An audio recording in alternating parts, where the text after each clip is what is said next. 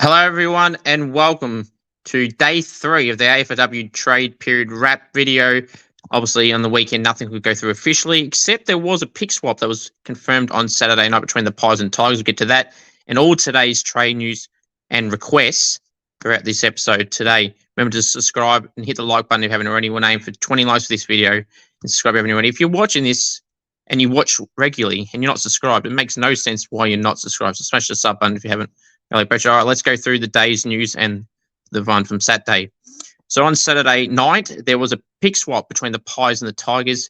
Collingwood gained pick 9, while Richmond gained picks 11 and 29, which makes it very interesting that the Pies clearly go up 2 spots in the draft and give away pick 29 for nothing, essentially. They clearly got their eye on somebody and worried that someone around the mark may poach them if they keep their original hand. And the Pies are going to be involved in a few trades, and they're going to be mentioned a few times today. So let's get right into that. So obviously Richmond are happy to slide back, and they got a free pick in the 20s for that. So if you're off that trade pick swap in 4, I would say Richmond obviously wingers only slide back 2 spots and get a pick in the 20s for nothing. So, but obviously Collingwood their eyes on someone, and they're going to be involved in a few trades, and that's maybe why they have done so. And they don't, unlike the men's comp, they don't have the ability to trade future picks. So clearly there's something for this year that they're looking at.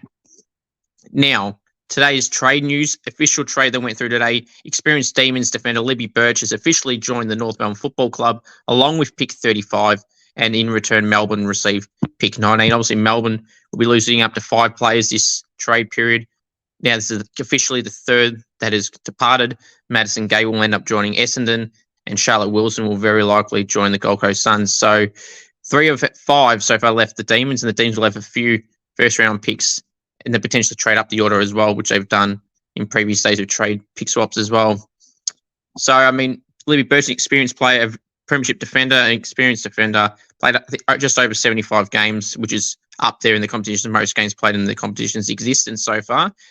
So it should be a handy addition to the North Melbourne backline, along with probably Emma Carney and Jazz Ferguson in particular as well. Who wins this trade? Probably North Melbourne, because they get a pick back in the 30s. They slide back a little bit, but they get an experienced premiership defender as well. And obviously Melbourne will be bringing in a lot of draftees this year, so it could be a different Melbourne side next year. Pick 9 and obviously end of first round pick as well.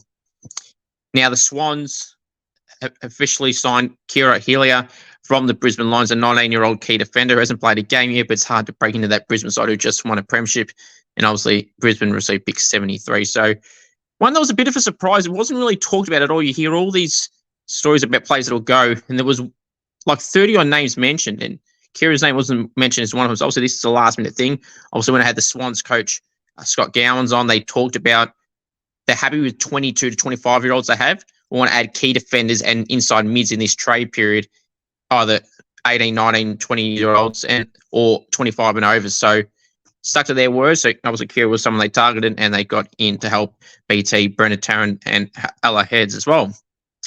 Now, the big poaching news of the day, and this is very big for the competition, the West Coast Eagles have officially announced their new coach, Daisy Pearce, obviously well-known, playing for Melbourne, being an assistant in the Geelong men's side as a development coach, and obviously for Channel 7 commentary in the footy. But yeah, this is a big get for the West Coast Eagles. Obviously, like with Clarko, when he went to North Melbourne, it would help that club get more popular and more eyes on that club, and that's what Daisy Pearce will provide for the Eagles. Obviously, on field will be a different story. Obviously, we have to wait and see how they go, but obviously it's a morale booster because you see all the players that were actually there. Some may have been on holiday, may not have been in the state, but they flew back to be a part of that presser to meet the new coach, Daisy Pearce. So it's a big get for the Eagles. Now, some trade requests that went through today.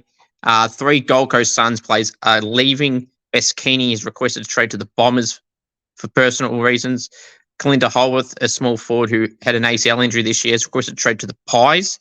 And Lauren Arends has officially nominated the Western Bulldogs. She obviously had some interest from a fair few Victorian clubs and has chosen the Western Bulldogs. And Gold Coast may be losing 3, but they're set to sign, as I mentioned just before, Charlotte Wilson from the Demons, a young key defender, and Katie Lynch, an All-Australian defender from the Bulldogs. So the Gold Coast will be active, as will both WA clubs. Obviously, we mentioned Aisling McCarthy, the Eagles going out. So the Eagles have a few players in and a few going out. And obviously, Daisy Pearce the new coach for today.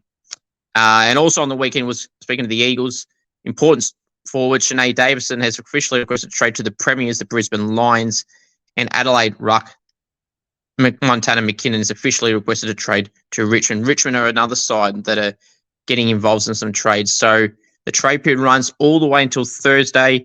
There's still plenty of deals to be done. Off the top of my head, there's probably at least around 20 to go. So it's going to be a stock-filled rest of the 3 days coming up until Thursday night. And obviously the draft next Monday night. So there's plenty to come in the next week. Subscribe to the channel if you haven't already. Tomorrow there'll be another trade wrap video, and all the way up until Thursday night. And then we'll do a full trade wrap video, very likely on the Friday.